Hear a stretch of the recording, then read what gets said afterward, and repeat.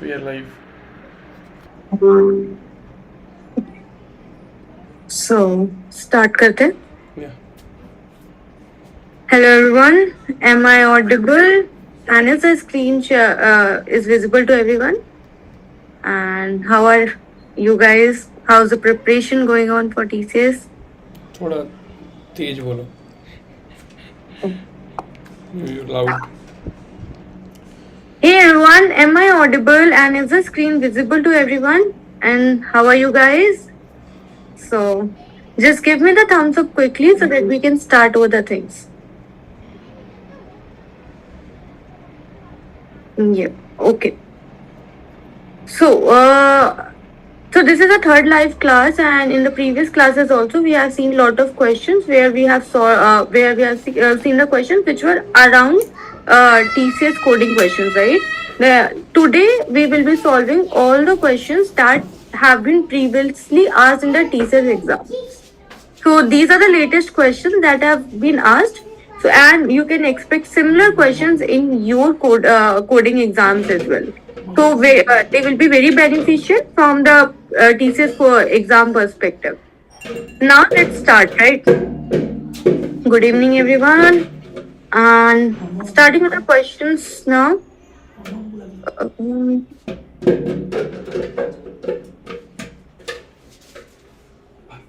okay. So we are starting with the first question. And before that, if you have any doubts, you can ask that. We can cover up the doubts quickly and then we can uh, go for starting with the questions.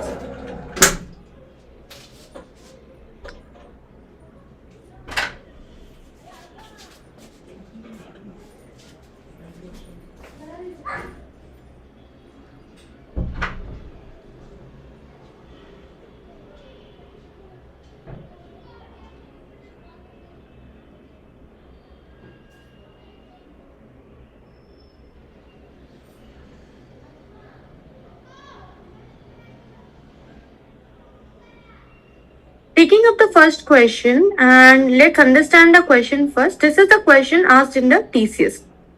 So this is a TCS exam question itself. Now we'll see how we can solve this and how we can code this later on. Okay. So first whenever question you get the question, there will be always 3 steps. Whenever you get the question, first you need to understand the question properly. Okay. Understand what question is demanding, because why this is important, because teachers ask questions in the form of very long paragraph, right? So it's very important to understand the question properly, understand the constraints, understand what will be the input and what the output, in which format it is expected. So understand the question. Once you are understood the question, then go for the logic building, that how you can solve that question. So take the pen, paper, or think in your mind that how you can solve this particular question, how can you can take the input, and then how you can apply the logic, and then how you can give the output for that. Okay.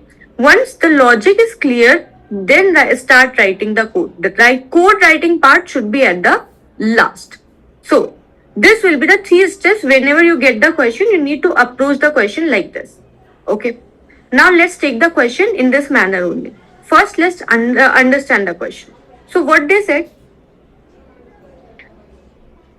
So given an integer array, there will be one integer array. So first input, this will be the given thing, right? So what will be given? Will be given an integer array of size n. The task is to find the count of elements whose value is greater than all of its prior element. So what we need to find? We need to find the count. So it will from this we can say that we need to return a integer value, right? Because count will be an integer, and what will be given? Input will be in the form of array, and output will be a number, which will be a integer. Now, so count and what count we need to give? Let's understand it. We need to count the element. We need to give the count of elements whose value is greater than all of its prior element. Let's understand this.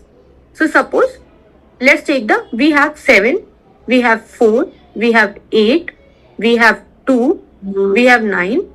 I hope this much bigger, whatever I'm writing is visible. And I hope the visibility issue is not there right now. And you can just let me know. This is visible, right? This array. Okay. So what they said, suppose if I check for each element, we need to check whether the elements before this, whether all the elements before this should be smaller than this number. Okay. All the elements before this, prior this, should be smaller. So this value should be greater than all its prior number. So we need to give the count of such elements. So let's check. First element is 7, right? Let's change the color to understand better. So first element is 7. And is there any element before this? No, right? So we can say all the elements before 7 are smaller, right? Because there is no value. So count will be 1 right now. Then let's move to the next element and check. If elements, all the elements prior to 4, all the elements prior to 4 is 7. Is 7 is greater than, is 7 is 7 smaller than 4? Is 4 the greatest number among these? No. So we will not count this element. Then we moved forward and we checked for 8. So all the elements before 8 should be smaller. 8 should be the greatest element among them. 8 should be the greatest element among them, right? But if I check 7, I first check 7 is smaller. Yes. 4 is smaller. Yes. So we can say that yes, this is following the rule. So count will be increased to 2. Then for 2, R is 2 the greatest between all these elements? No. All the elements, among all the elements, 2 is not greater than all the prior element. 2 is not greater than all the prior element. So this, we won't count this element. Then we will move forward. If you check for 9, is 9 is greater among all the prior element? Yes, 9 having the greater value among all the prior element. 7 is smaller, 4 is smaller, then 8 is smaller, then 2 is smaller, and finally 9 being the greatest. So yes, we can increase the count, and the count is 3.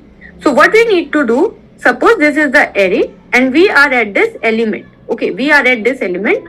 So we need to check if this element holds the greater value than all its prior element. This should hold a greater value than all its prior. If that's the case, then we will increase the count. We will count that elements, else we won't count the elements. I hope question is now clear. If question is clear to everyone, give me thumbs up. Then we can move forward with the logic building part.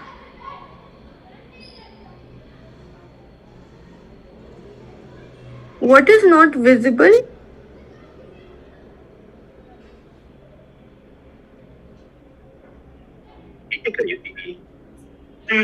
Second. It's not visible. It is visible, right? Whatever I'm writing.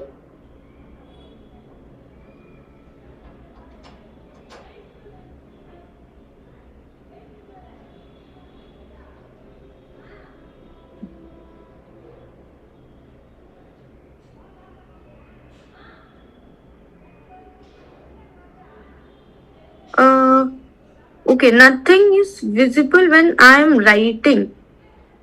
Okay, why this is happening? Let me share my screen once again. Let's see why it is happening. I'm sorry, I haven't seen. I was okay.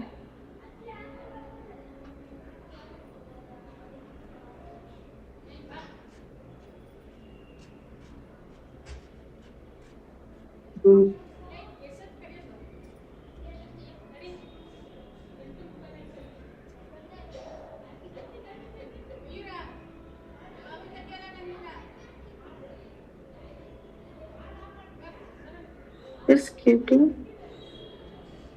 Okay.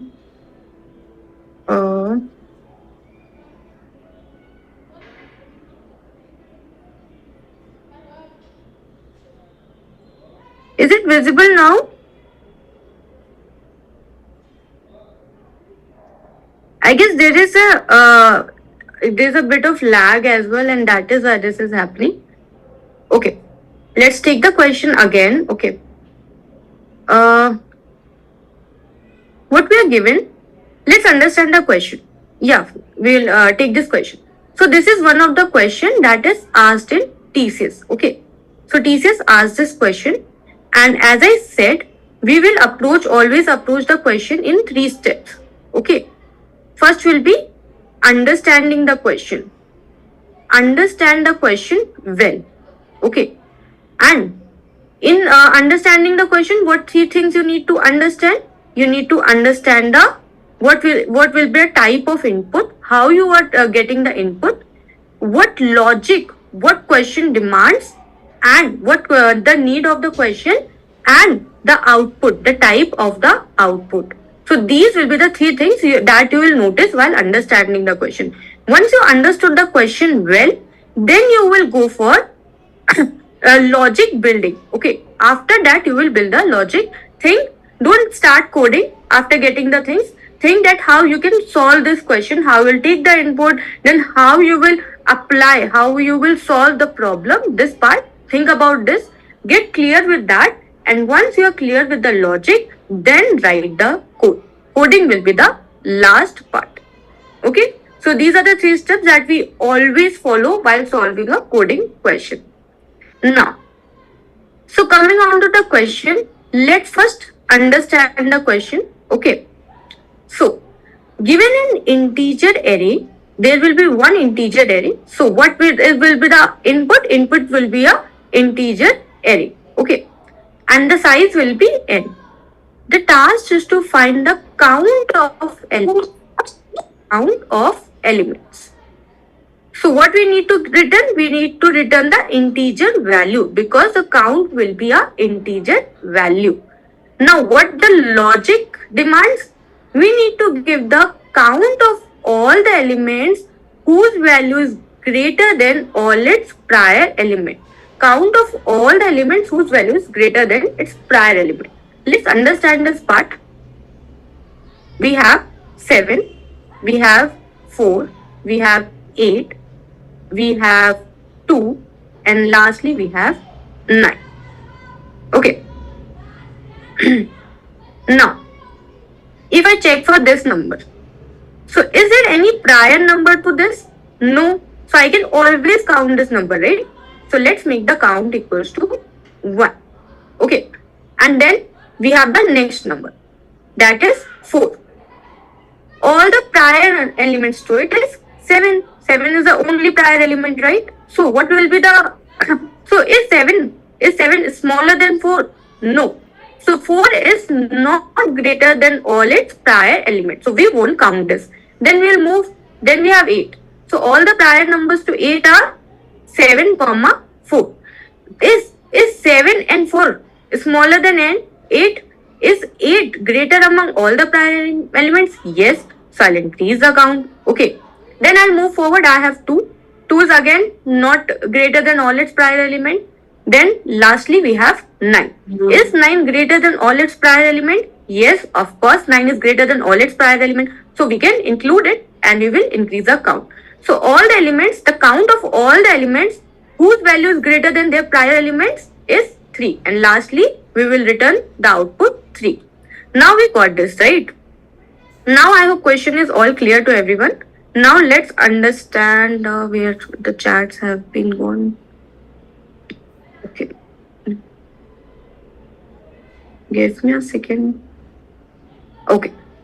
Now let's understand how we can solve this question. Okay. Now logic.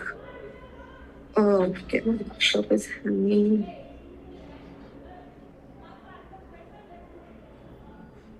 Oh, a lot of heat issues. So let's understand the logic building part now. Okay. Now what we have said that one thing we can do is for each element we can check the prior elements, right? One logic will be whichever element we have, we can check all the prior element, or we can solve it smartly as well. So there is a topic, there's a very famous problem in array when in DSA, that is next greater element. Next greater element. So always, that is why it is always recommended to solve all the standard problem, because lot of problems are derived from the standard problems only. So if you do such standard problem, these problems you will be able to solve using those logics. Okay. So next greater element logic will be applying. Let's understand what next greater element is and how we can apply that logic. Okay, we have 7, we have 4, then we have 8, then we have 2, and then we have 9. Okay. Let's change the color to understand the things properly. Okay. So now let's assume I'm at value 7. Is there any greater number? No, right? So right now, the greatest number till here, till greatest number, that is a max number. Let's store the maximum value till here. So maximum value till here is -1, right? No maximum value because there is no value. So I'll say that, and my current value is greater than my max value, right? It's greater than my max value. So I can increase the count. Okay, I'll explain why I'm keeping the max. Just stay with me. Now moving on to the next element. Before moving till here, which is the maximum value? Maximum value is 7. So I'll update my maximum value to 7 before going forward. So I came to 4 now, and now maximum value is 7. So I can see that in this array, there is a value which is greater than my current element, because 7 is greater than 4. So I can say that till here there is already a greater value. So 4 is not the greatest among their elements till here. So I won't increase the count. And now max is already holding the, so I already have the greater value among these elements. So among these elements, again I have stored the greatest value, that is 7, right? Now moving forward, now 8. We have 8. Again I checked, among these elements, is my value greatest? And since this value is greater than the maximum value that can be there in this array, then that means this value will be greater than all the elements that are in the prior array, right? That are in the previous part. Hence, we can increase the count. Now, since I got the greater value, so now I will change my max to 8. Again moved. Now again in this part is the greatest value is 8. So I will check with 2. Is 2 greater than the greatest value that is present in the previous array? No. So I'll say that this is not a element to be considered. Then I move forward and I checked for 9. So is 9 greater than the most greatest element that was still there? Till here the greatest element was 8, and I got a value which is greater than the greatest element. So that is, this value will be greater than all other elements, and I can say that this element is greater than all the elements that were available in the prior array. So I can say that the count needs to be increased and maximum will be updated to 9. So since now we are at the end of the array, so we'll return the count, and the count is 3. Okay. So what I am trying to do is, suppose if I am checking for this element, I am checking this element with the maximum element that can be present till here, till before it. I am checking if this element is greater than the maximum element that can be present. Then I am saying that yes, this is the greatest value, else this won't be. So we don't need to check with all the values. We can just check with the maximum value and we will be good to go. Right? Is the question clear to everyone? Is the logic clear to everyone? See, this is a question from TCS itself. So it's very important to understand such questions. And even if you know, then it's very important to revise such question, because the same logic based question can have come again, because these are standard question. These are standard question. So never say that this already came and this won't come again. These are standard problem. Maybe another problem can be derived from this again. So there are always lot of chances when the problem is around the standard problem. I'm a bit confused. Okay, let's take this again. Let's clean up some area and let's take it. Hmm.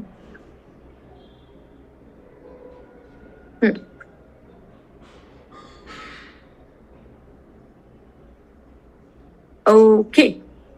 Since few of you are not able to understand, so let's quickly understand. Okay, what logic I'm applying? 7, 4, 8, 2, 9, 1. Don't worry, won't be explaining entire thing again. Just suppose you are at this point. You are at this point. Do we need to compare with each element one by one to check if it is the greatest element? We need to check if this is the greatest value among all these. So what we can do? We can, instead of checking with each value, why can't just check with the maximum value? Maximum available value. If this value, if an element at this position is greater than the maximum value, then it is always universal truth that it will be greater than all other values. So that is the logic, that in all the prior array, before the prior array, we are always storing the maximum value and we are keep on changing as we are progressing forward. So first, if we have this array 7, 4, 8, 2, 9, 1, okay, and so first we are keeping the maximum till here. Then after processing this element, we are storing the maximum value that can be possible till here. Then after processing this element, we are storing the maximum value till here, then till here, then till here. So for all the prior elements, if we are at element x, then we are storing the maximum value of all the prior element. Abhi, I guess now it should be clear, right? Mayank, can you verify that if the question is clear? No, it's not an inconvenience, right? It happens. Like you should be clear with your logic. Always ask as many times as you can. That is why we are here to learn, right? Great. So let's understand that how you can code such questions. Because when sometimes it happens that we are able to make the logic, we are able to understand the problem, but we get stuck while coding, right?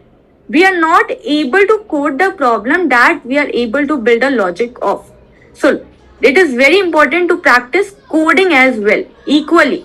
So always before all your interviews, before all your coding, if you are ever going for coding, always along with this logic building part, prepare the code part as well. Code as much questions as you can. Okay. So let me present the solution to you. Is my screen visible? Okay, let me stop the share. Okay. Which was the question?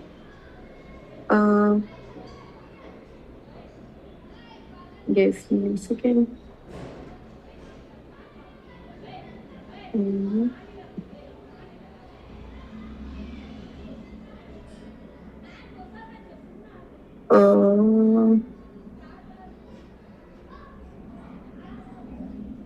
What is the access?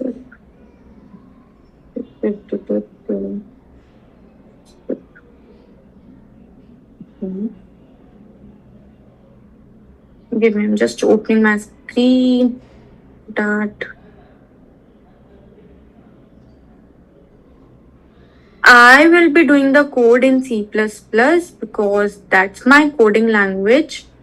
But don't worry, I'll explain in such a way that you will be able to understand. You will be able to understand and you'll be able to code in any language. Okay. Where is my code? Number greater. Okay. Okay, let's take it. Okay.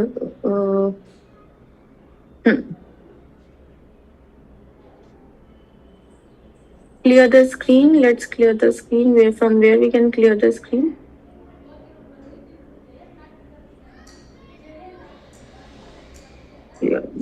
Yeah. I hope the screen is clear right now.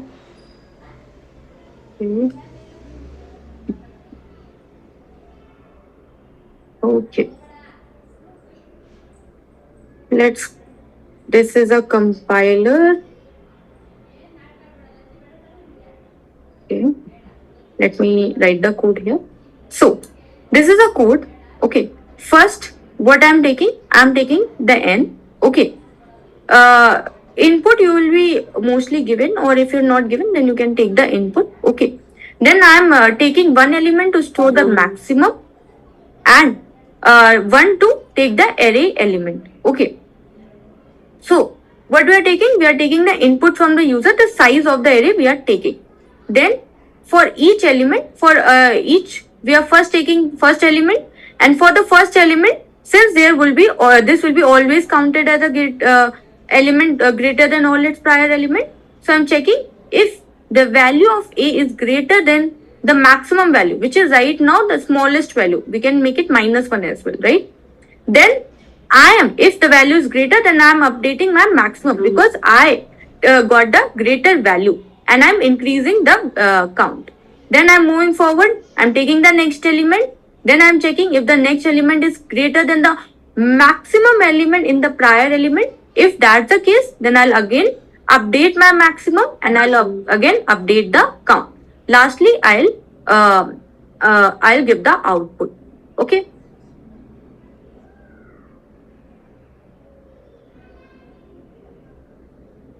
Yeah, Rahul, that is what we discussed, right?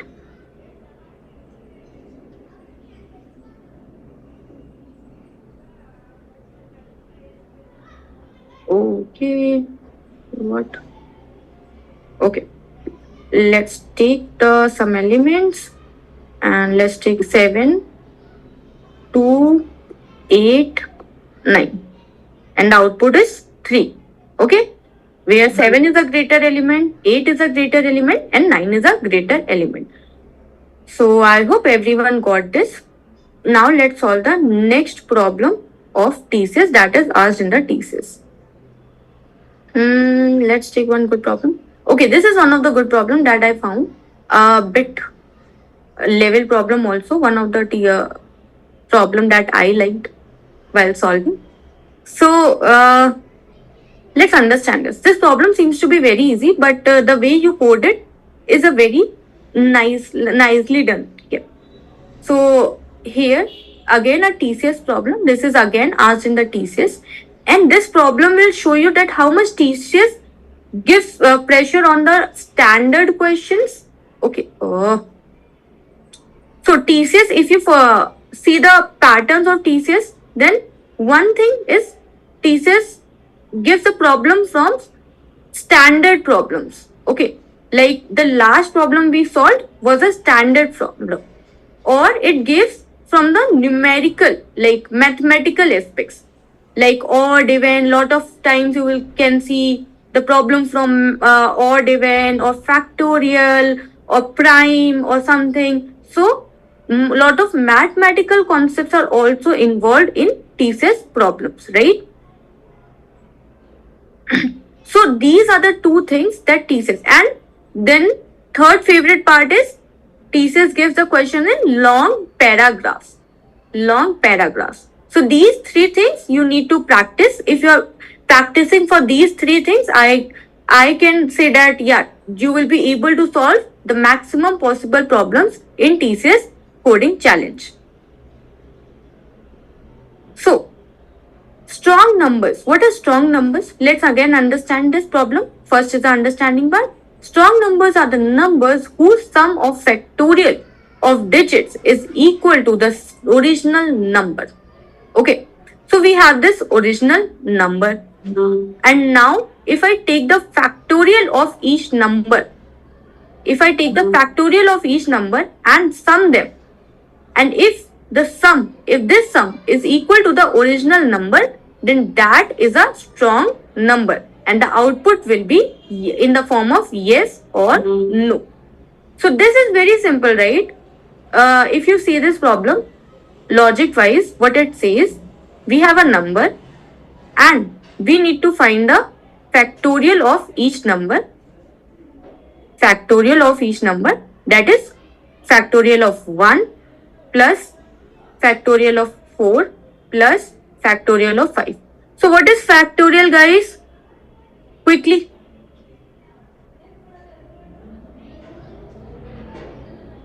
Anybody knows what is factorial?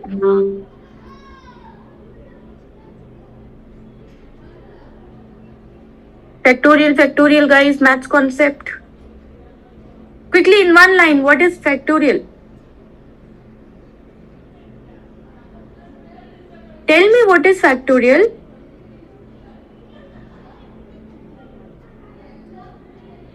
Not the yeah, this is a factorial, right? So factorial is, if I'm saying if I'm writing 4, then factorial is product of all the elements from 4 to till 1, right? 4 to 1, that is 4 into 3 into 2 into 1. So factorial of 4 is all the product of elements from n to 1, right? We can say that. So if the factorial of this is 4 into 3, 12 into 2, 24. So factorial of 4 is 24.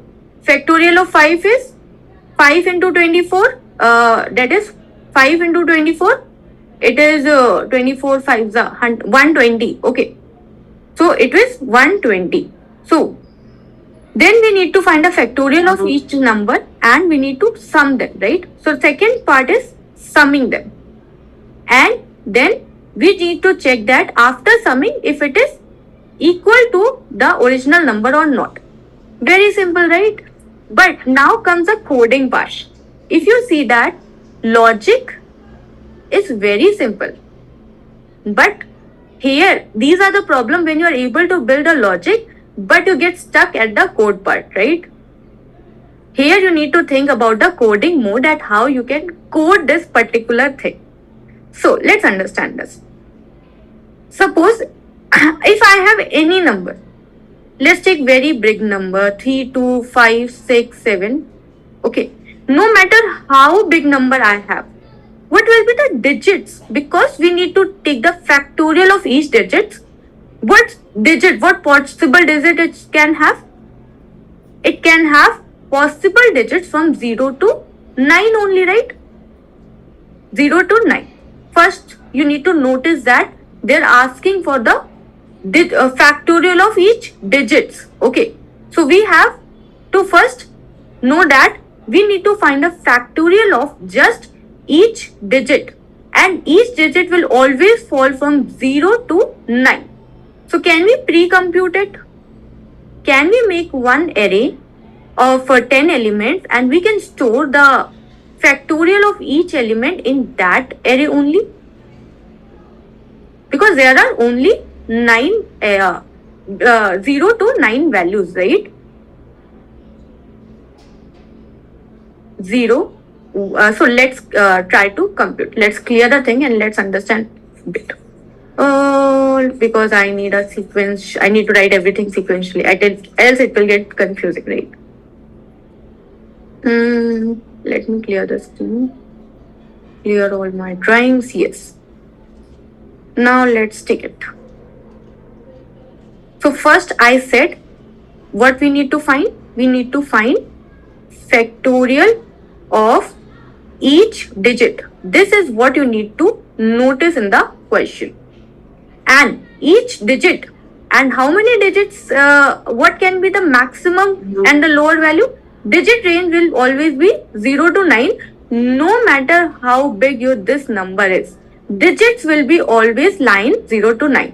So first I said that we can pre-compute it, right? We can store the factorial of elements from 0 to 9 in some array, right? So let's do that. 0, 1, 2, 3, 4, 5, 6, 7, 8. 4, 5, 6, 7, 8, 9. Okay. Then factorial of 0 would be 0, right? Factorial of 1 will be 1. Now, the factorial of next element. What will be the factorial of next element? Isn't it? It will be whatever the value at this into the current value. Whatever the value at this will be the into the current value. So it will be whatever the value as I minus 1 into whatever the value at into I itself, right? Into I itself. So it will be 1 into 2 because factorial is 2 into 1, right? Factorial 2 ka factorial is 2 into 1 and the value will be 2. Now, if I see for 3, what will be the value? What is the value at, it is 3 into 2 into 1, right? Factorial of 3 is 3 into 2 into 1. And this 2 into 1, this 2 into 1 is already stored here, right? We have already stored 2 into 1 for this number. So what will be the value at this? Whatever the value, this value is stored at a of I minus 1. So whatever the I is into a of I minus 1 will be the factorial of 3. So 3 into 2, factorial of 3 will be 6. Then factorial of 4 will be 4 into 6, 24. Then factorial of 5 will be 5 into 24, 120. Okay. Similarly, factorial of 6 will be whatever we will get after calculating. I guess it will be 720, right? Something around 720 or something, right? And then simply we can calculate. So first we have got this, right? How we can find the factorial. So factorial can be found by storing the elements into the array, and for each element it will be a of I minus 1 into I. So we got the logic for this. So this is very important to understand the question. I hope till here is things clear to everyone. Till here, because this is the most important part. Other things are simple. This was the part that I wanted to teach you.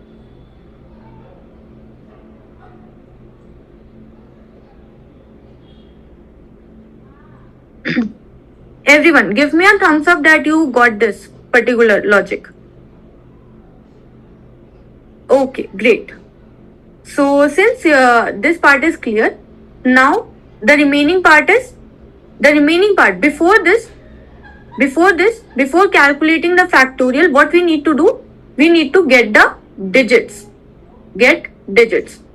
And if you are preparing for TCS, then always know how to always practice this particular thing, that given a number, how you can get the digit of that number, because TCS always involve such questions when it comes to their coding questions. Okay, so this is one of the very important topic.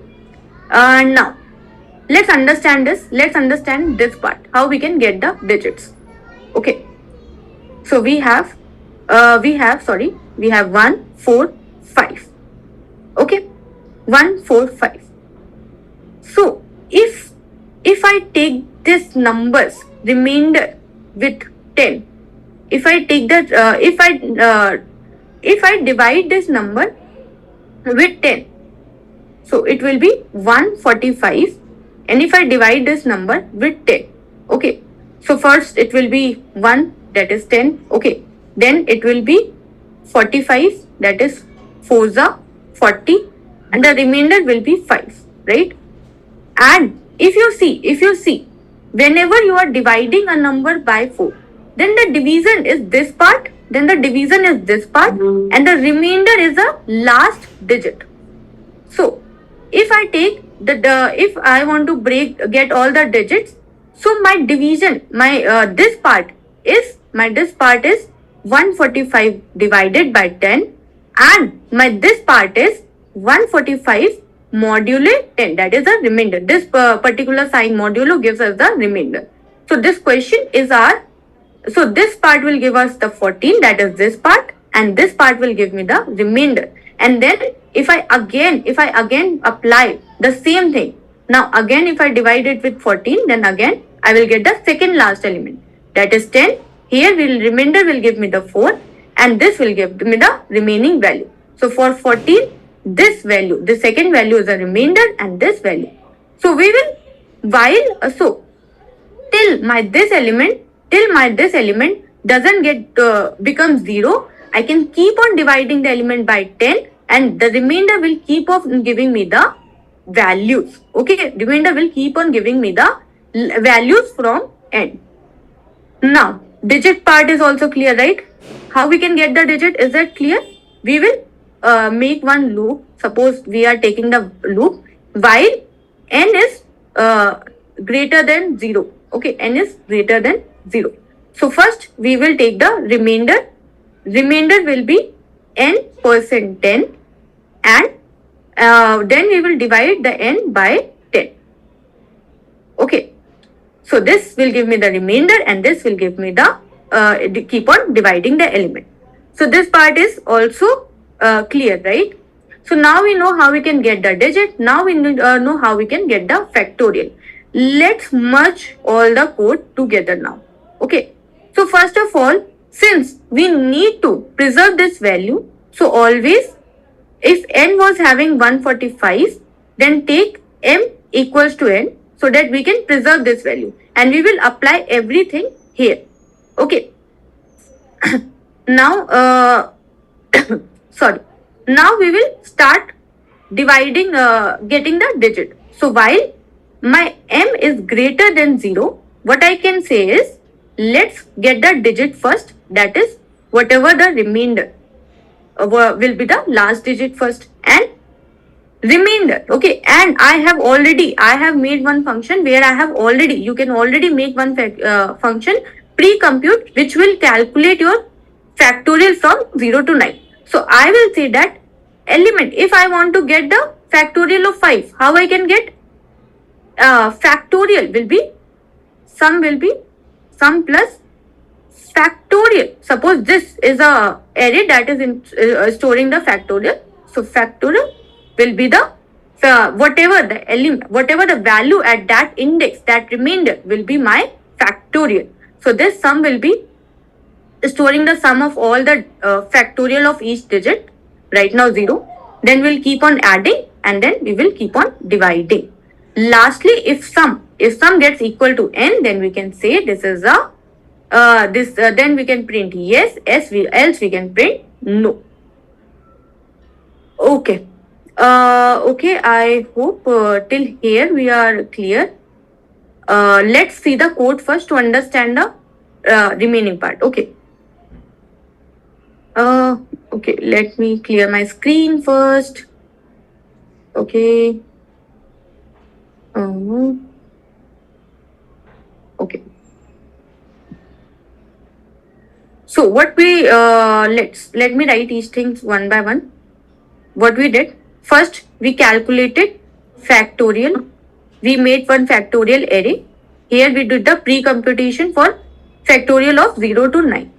Then we started getting the digits. Okay, we get the digits, and we computed, we found we already have the factorial, so we just started summing up the factorial of that particular digit, right? Lastly, if we checked if sum is equals to n or not. So this was the logic, right? Let me take the code now.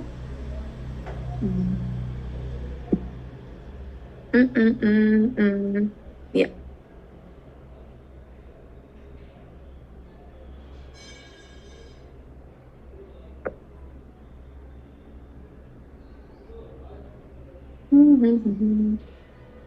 Laptop is okay. Okay.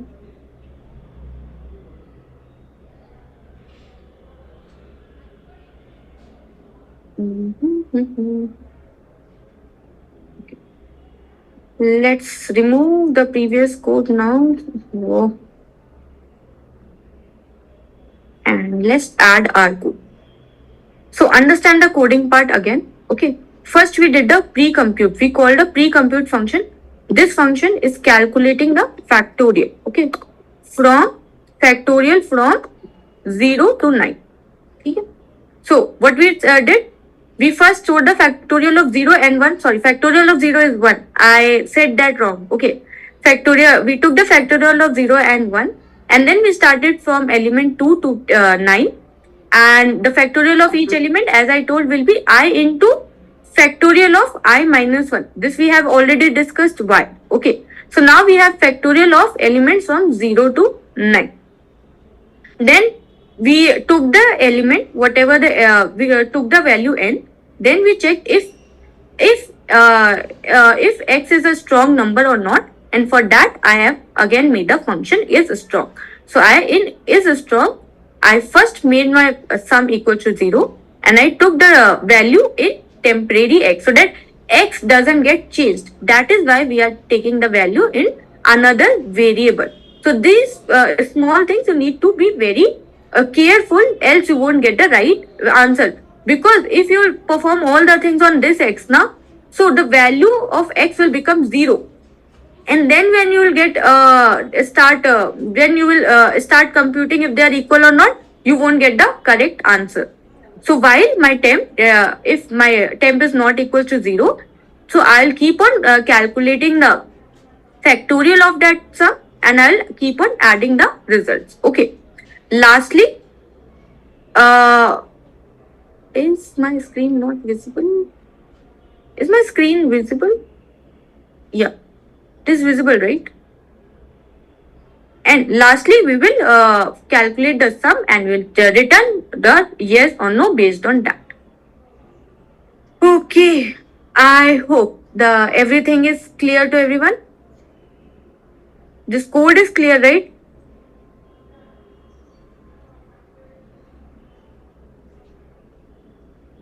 A quick thumbs up that everyone got the logic and everything, right? Okay, great. So let's take one more problem, and let's take another good problem, and one bit easier because already we have taken a one heavy problem. Okay. Let's take this problem. Okay. This is again a good problem. I mean, again asked in TCS. Oh, give me a second. Okay. Okay. This is again a string problem. Today I took all the string problems only because I find it a bit easier that if the pattern, if the topic matches, then you are able to solve more problems, right? And you were able to get, you feel connected with the previous problem. So that is why today I took all the problems that string problems that were asked in TCS. Okay. So this is again a TCS problem first, and this is based on the string. All the previous problems were also from string. And before we get to this problem, one important thing to tell you guys is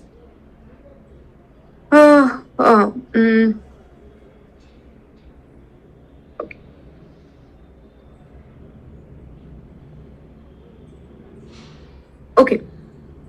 So online study for you all keeps on teaching you all the things, and they do lot of efforts to give you the best content that is available, and you can crack your interviews and coding challenges, or be it apti or verbal. They help you always to crack the things, crack the companies, and there have been always good results from our online study for your team.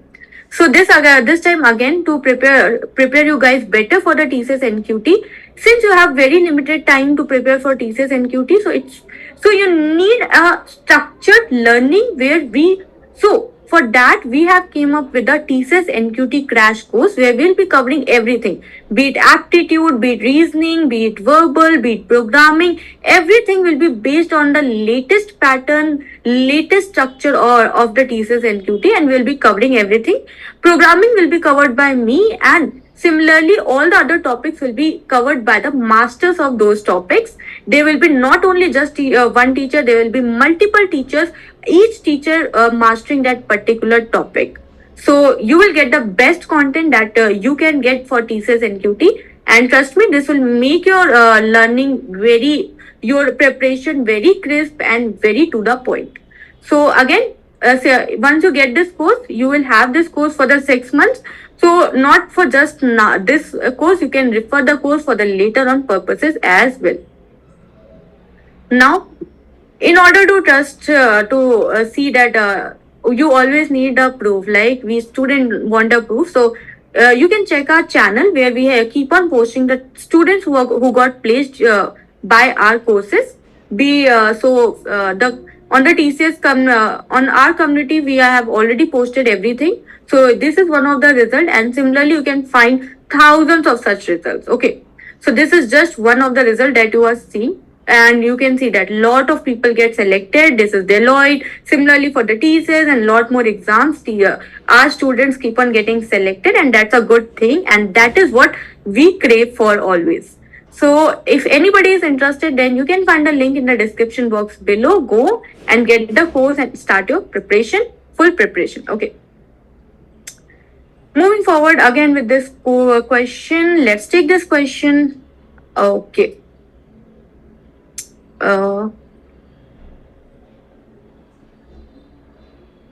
Okay, this is one of the important question that we need to cover. We will definitely take this question in the next class. Okay.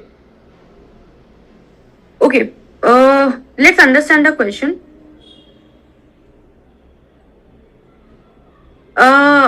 String problems. Okay. This is as I have told, is asked in TCS, and let's understand this question. Party has been organized on cruise. The party. Give me a second.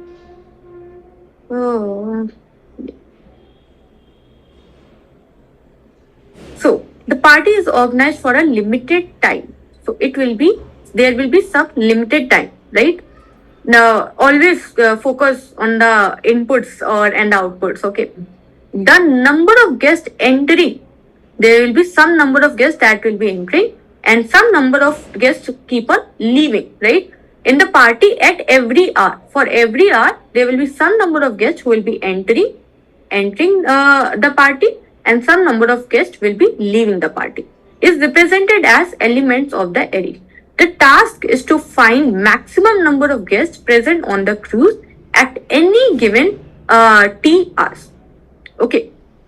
So let's see. Let's understand. So you will be giving the people entering the party every hour.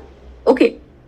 And next you will be given people leaving the party at every hour.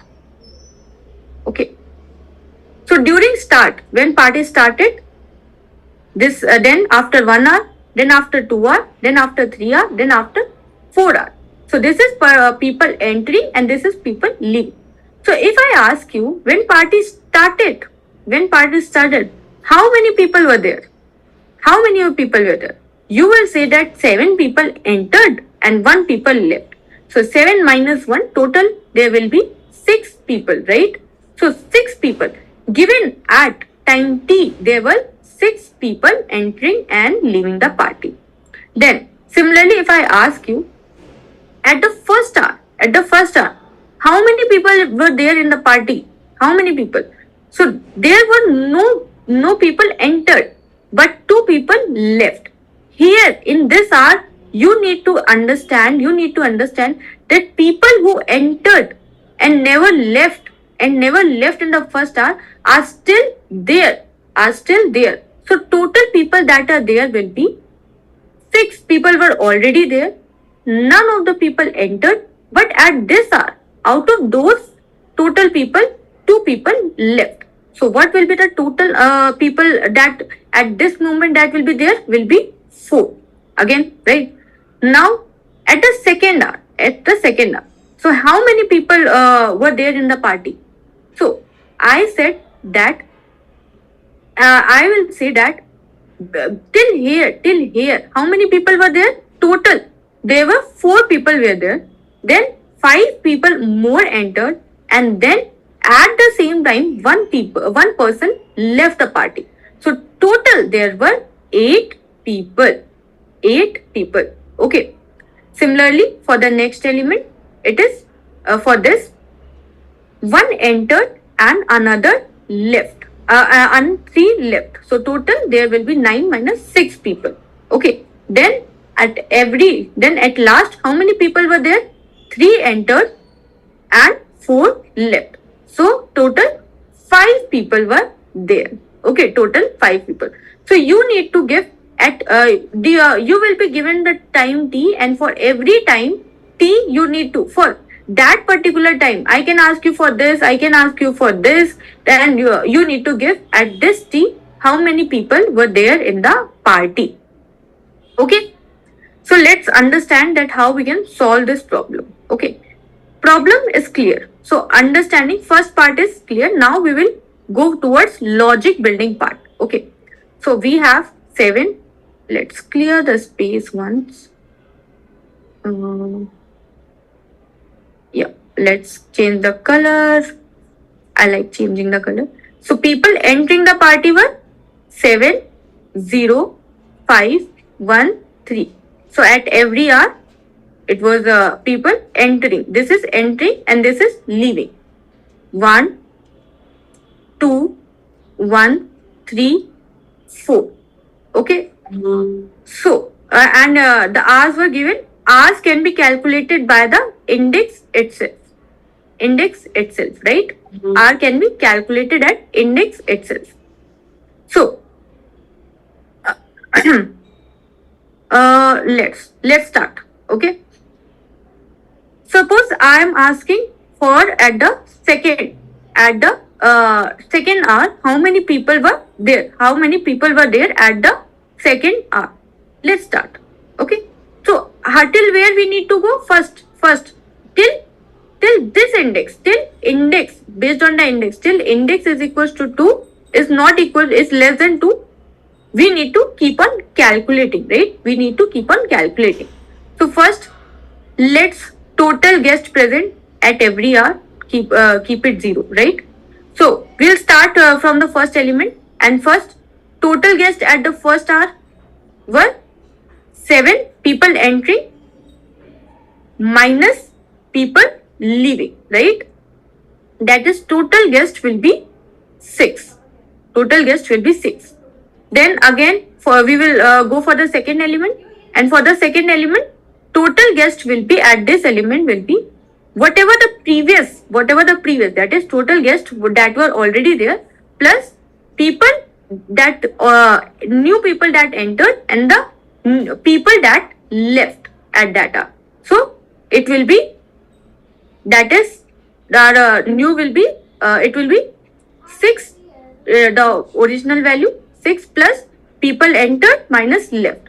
So total guest will be at this point will be 4. Then again we will go, and now I is equals to 2. So we will calculate for this now, and total guest will be 4 plus people left, and the people entered and people left. So 4 plus 5 minus 1. Total guest will be equals to 8, right? And after calculating, so we will go till I less than equals to t, and we will keep on calculating that thing. So at the second hour, there were 8 people. There were 8 people, and we will print this total guest. So I hope the logic is now clear. Now let's move on to the coding part, right? Okay, if there is any doubt till now, you can tell me. If anyone who is not able to understand, because we have already solved, this is a third problem. So even though it is a easy problem, it happens that your mind stops brain not braining kind of condition can be there, right? Okay, I have stopped my screen, right? I guess. Let me present my screen once again,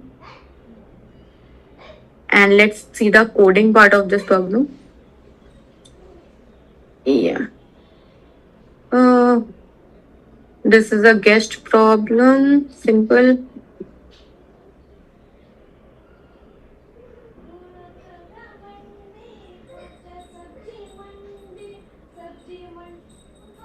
Okay, so we took the value time, and each time for each hour we took the people entering and people leaving, we took the LA, then we made the answer and the current uh, people at current hour and people at the total hour. So we will move from 0 to T.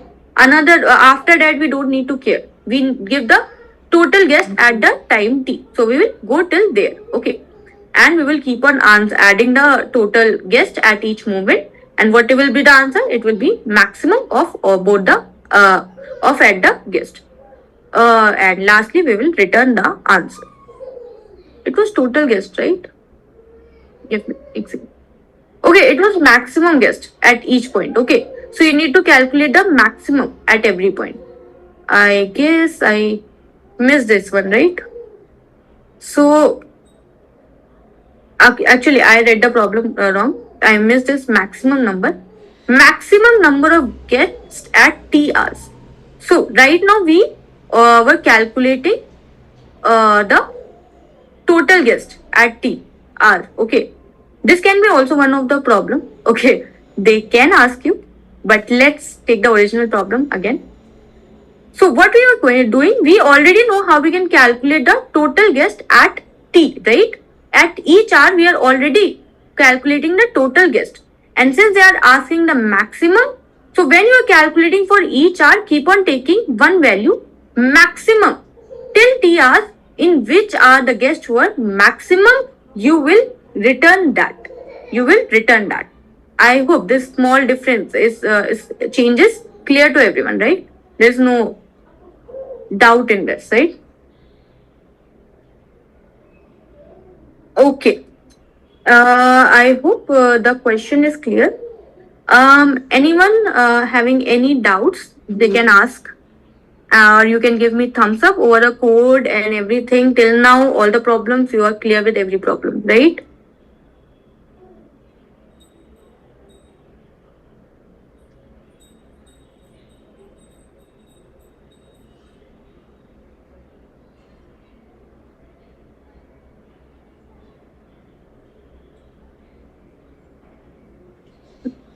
Okay.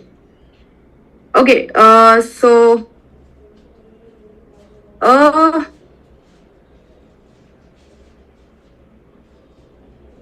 yeah, let's take some questions for 5 minutes so that you can relax and then we can start coding one more problem. Okay.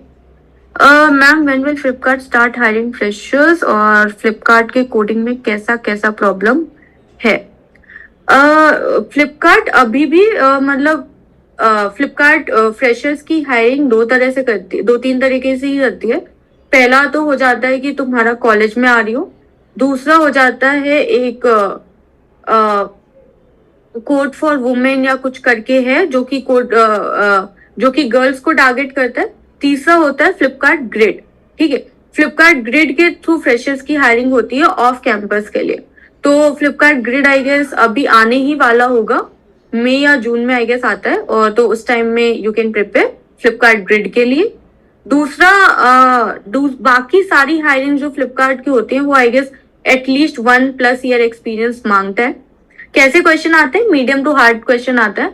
मेरे time पे there were questions from tree, एक question शायद graph का था और काफी time हो गया वैसे तो, और एक क्वेश्चन कुछ सब सीक्वेंसेस के अराउंड था, बट सारे ही क्वेश्चन मीडियम टू हार्ड थे और मोस्टली सारा कोडिंग था. मतलब इट वाज लाइक सब कोडिंग से स्टार्ट होके कोडिंग पे खत्म हुआ था.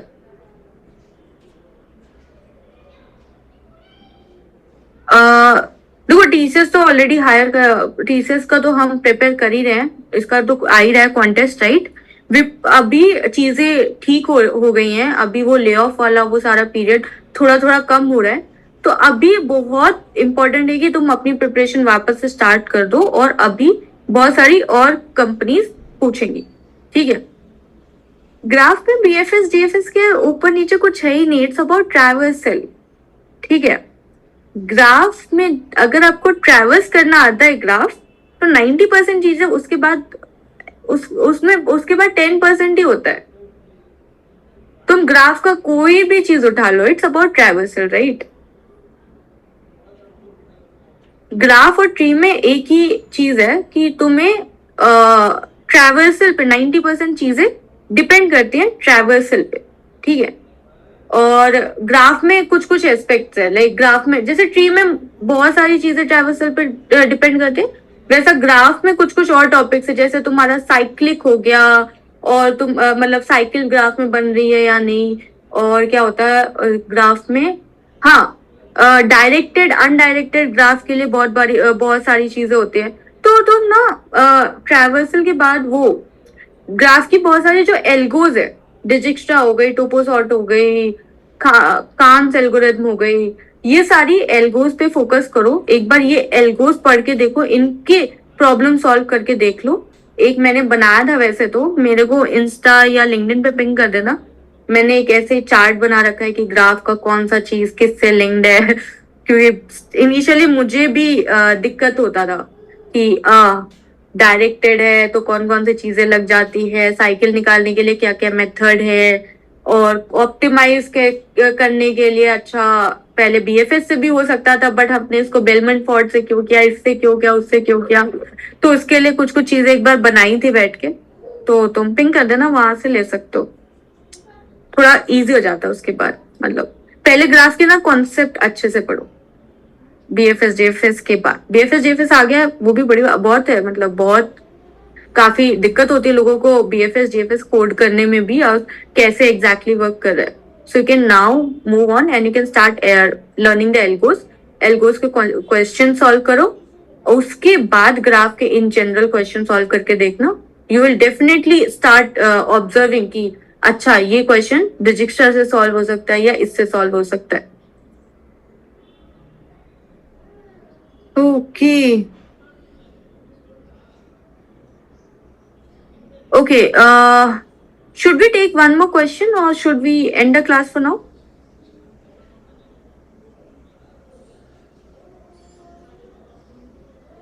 नहीं नहीं, और भी है, सिर्फ डिजिक्स्ट्रा का है मोड। ओके, एक क्वेश्चन और ले लेते हैं, ये मुझे काफी अच्छा क्वेश्चन लगा था, तो ये भी लेंगे अपन, और इसके बाद अपन एंड कर देंगे, ठीक है।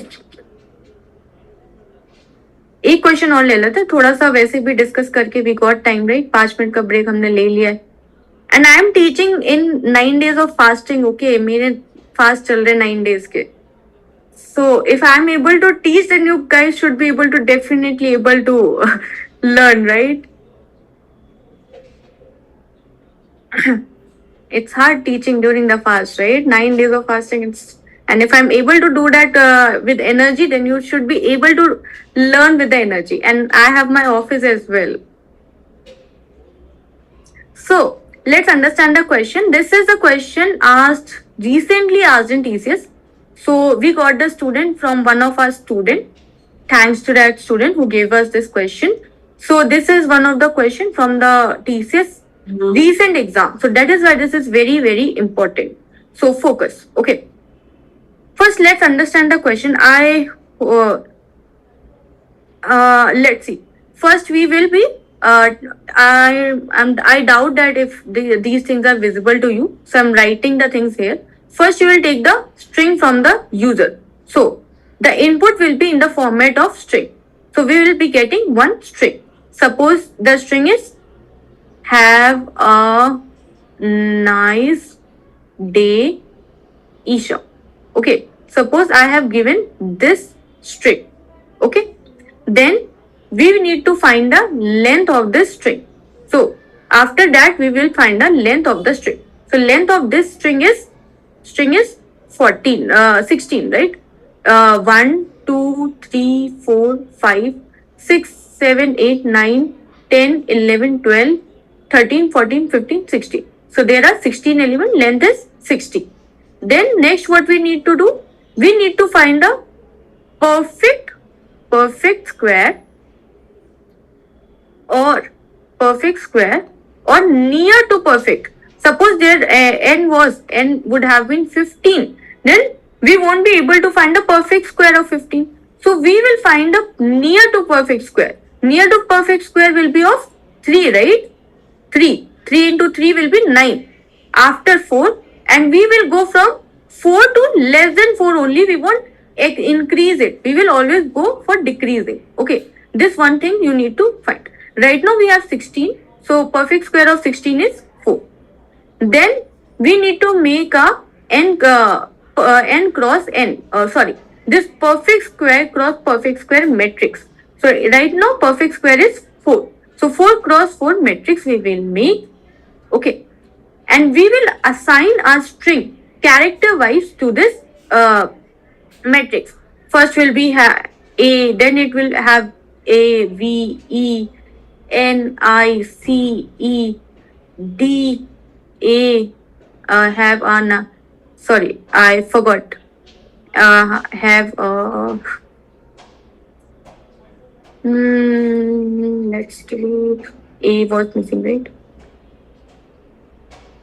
Have a nice nice day ish. We will assign.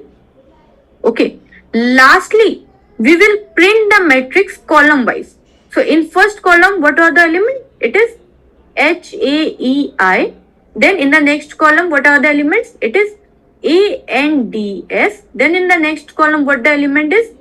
V, I, A, H. And in the last column, what the elements are? It is, I guess, E, C, Y, A, right? So this is what we need to do. And the task seems to be very straightforward if it is a perfect square metric. If n is able to give us the perfect square, then it is very simple. Then there is no doubt at all. But let's take the example 2. Now, taking the example here, now my string is good morning. Okay, good morning. So, how many numbers are how many what is the length? It is 1, 2, 3, 4, 5, 6, 7, 8, 9, 10, 11. 11 numbers are there. So n is 11. This is n, right?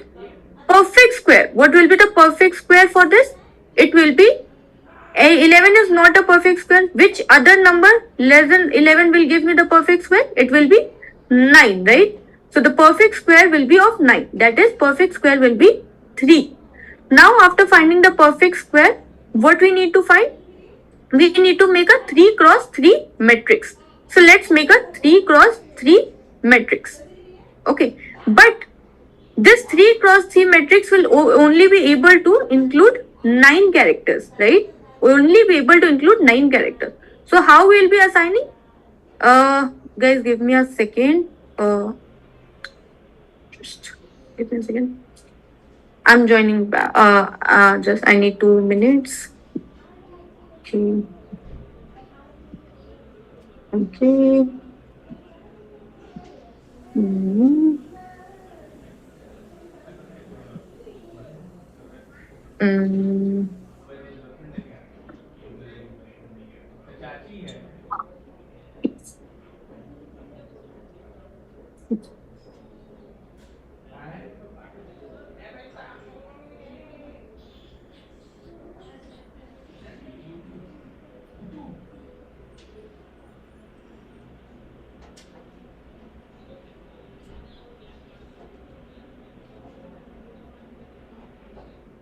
My screen is, I hope, still visible, right?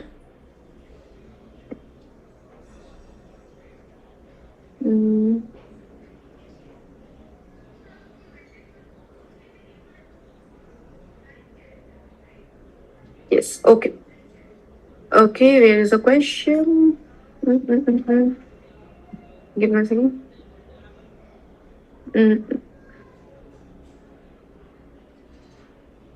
Is the screen visible to everyone? Where is the question? Let's put the question first. Okay.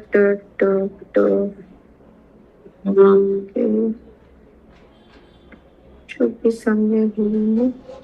Yeah, this is the question. Let's take this. Okay. So what I said, my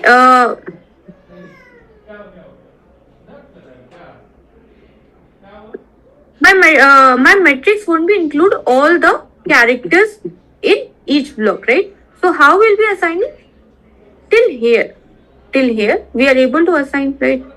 Again, mon, it's good, D M O R, and then all the characters will be twice, right? We will give ni and ng to it. Okay, ni and ng to it. So now what will be output? It will be of GDR, OMNI and OONG. Okay, this will be the output. Now this assignment is a bit tricky, right? Because you need to decide that from when you need to start putting two or more elements in the particular column. So first here the task is to decide that from where when you will be start putting one or more than one element in the like matrix. Okay, let's delete this part and let's take this part entirely. Let me clear the screen. Okay, so what we have a string good morning. Okay, we have good morning, and I have said that how we need to assign. We will be assigning, since this is a 11, length is 11 and the perfect square that we found is 3. So the length perfect square was 3. So this is a 3 cross 3 matrix. So if I assign, it will be assigned like this. And after this, in order to include all the elements, I will assign two elements to each of this and this column. So first thing is very important, that from when this part we will start assigning 2 or more elements. Now one thing, there could have been more elements, right? If the perfect square would have been very less, if would have been 2 cross 2 matrix only, suppose, then it will be GO, and then we would have been accommodated more number of characters. But will there be a scenario? Then where we need to store more than 2 elements in any column? First, let's understand this. Let's simplify the problem. So, can there be a scenario where we need to store more than 2 elements? Can there be? Let's take any number. So let's take 101. Okay, 101. What will be the perfect square? It will be perfect square of 100. That is 10, right? 10. That is 10. So your perfect square will always be in some will be always right will always be into the n by 2 range, right? You will always be able to find the perfect square in this range. You will be always be able to find. And if you will make the matrix from there, then you will never find a scenario. When there are more than 2 elements, when you need to accommodate more than 2 elements. First, we got it clear that the need will be either to there. Now the problem is not how many elements. It will be always 1 or there can be 2 elements in one column. There can be either 1 or there can be 2. So initially we are seeing that we are very peacefully assigning one element, and there then comes a time when we started assigning 2 elements. So this particular time where we are started assigning 2 elements, this we need to understand. We need to find this next. So we have good morning, right? Morning. So let's give the indexes to it. 0, 1, 2, 3, 4, 5, 6, 7, 8, 9, 10. Okay, and the string length is 11, and the matrix is 3, right? 3. Yani ki, and if we take a 0 based indexing, then it will be 4 only, right? 4 only. So from this point we can say, from this point we will start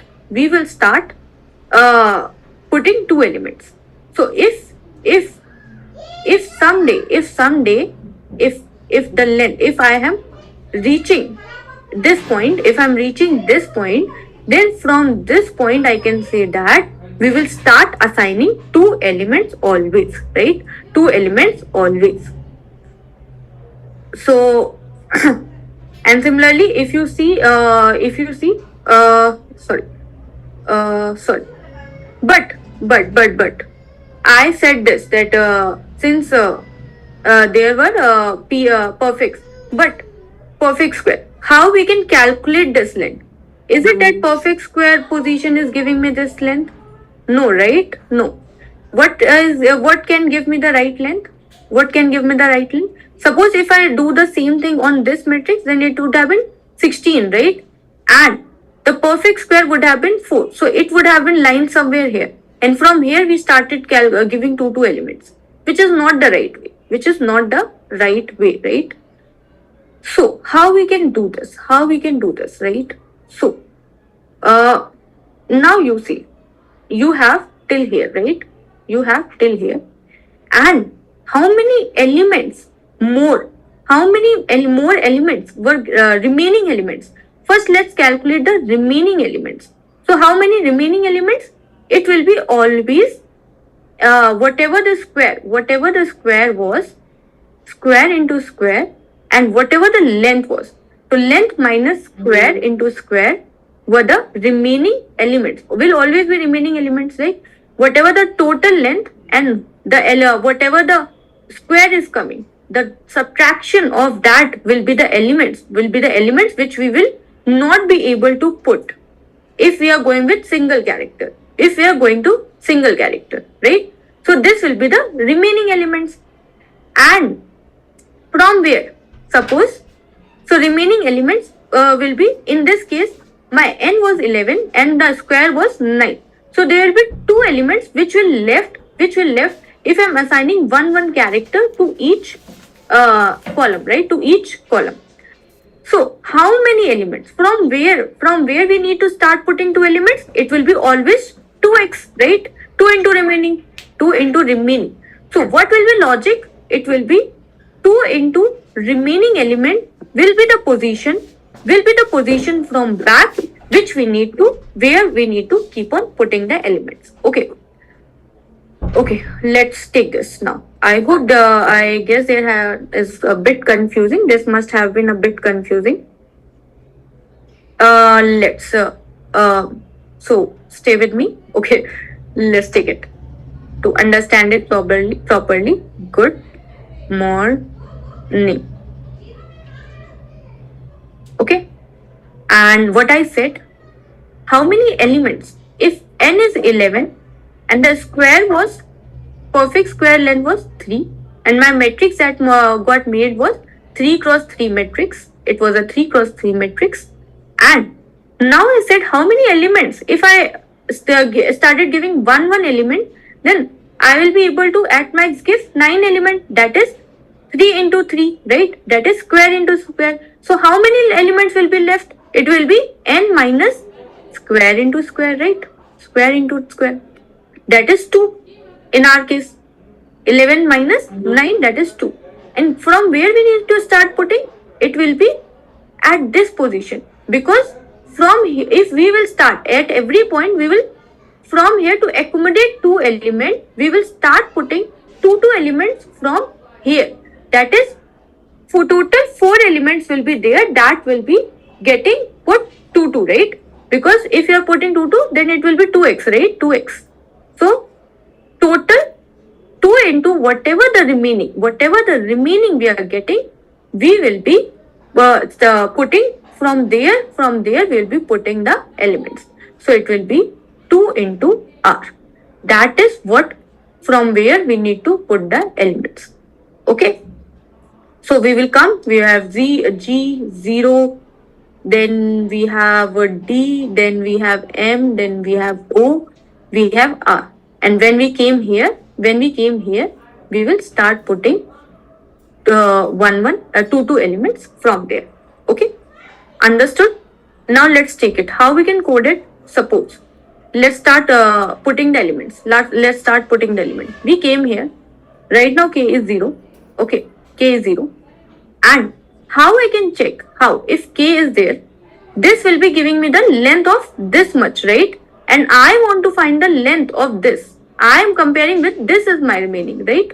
So whenever my n minus k, if this, I need to check if this falls into this category or not. So if n minus k anytime becomes less than remaining, I will start putting the elements. Let's understand this. N is 11, right now k is 0 and my remaining is 4, right? My remaining is 4. So right now 11 minus 0 is 11. Right now I have the complete string, no need to care. So I'll put, then k will become 1, that is 10. Again it is not less than, so I'll put, then it will become 9. Then I will again put, then it will become 8. Then I will, then it will be 3, that is 8. So I will again put, then it will become 4 minus 11, 7. Right, so I'll be again able to put, then 11 minus 5, that is 6. Again greater, so I'll be again able to put, then 11 minus 6, that is 5. Again I'll be able to put, and now so less than equal to, it should be less than equal to. Okay, now when I will see, now I am able to, I came at this point, and I will from here will start putting 2 elements into this. Okay, I hope now it is clear to everyone, right? Okay, is the things clear? Remaining is total string was 2 into r, 2 into remaining, right? It should be 2 into remaining that we have. I forgot. Remaining got updated. Total remaining will be 2 into r. It should be 2 into remaining. Okay. That's why we calculated right here.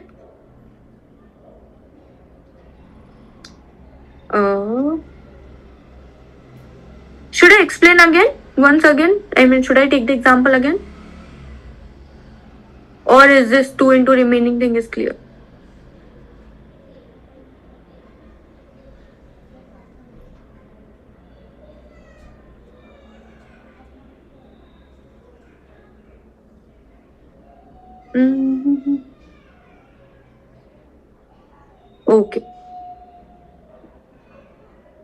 Okay, let's take the coding part. Okay, we have been string pass coding. Okay, this is the code. The best thing about this problem was to think that there will be never a scenario when you need to put more than 2 elements. Okay, so this was one of the good thing that I found about this question. And yeah, logic wise this question was good. Logic and both coding wise, I find this question pretty good. So let's check with have a nice day, Isha. We are getting the right output. And let's check the same thing with good morning. Good morning.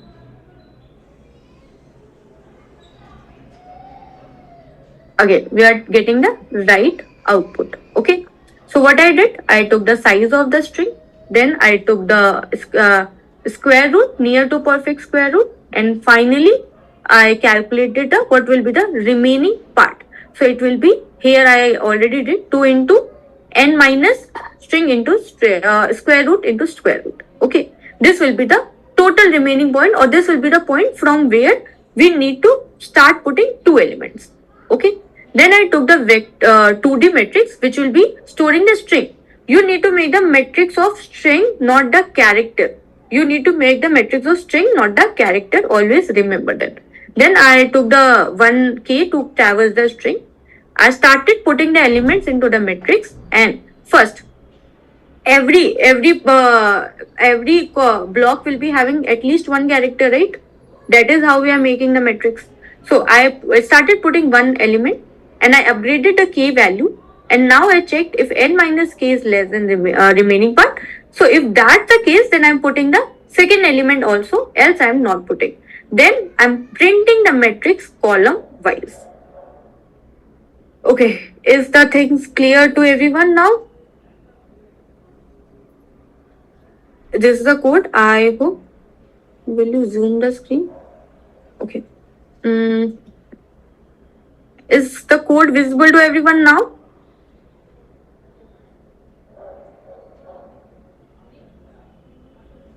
Okay, guys. I hope today's class was, you were able to get lot of things. I tried to cover the concepts more and the variety and how you can approach the problems. That was my target, because there can be thousands of problems, right? The problems can be any, the variety can be anything, but concepts and types of problem are very less, and you need to always focus on those concepts and types. And that's what I tried in these 3-4 questions. I hope you were able to get the things. And those who want to crack the TCS NQT and who are very serious and they think that time is not enough for them, so they can join the course as well. Or that's it. And anything you would like to ask, you can ask, else we can drop off for this and we will meet in the next live class.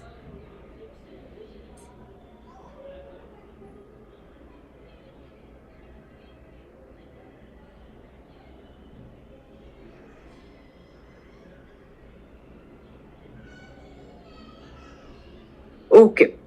So, okay, bye bye everyone. Good night. Happy Navratri.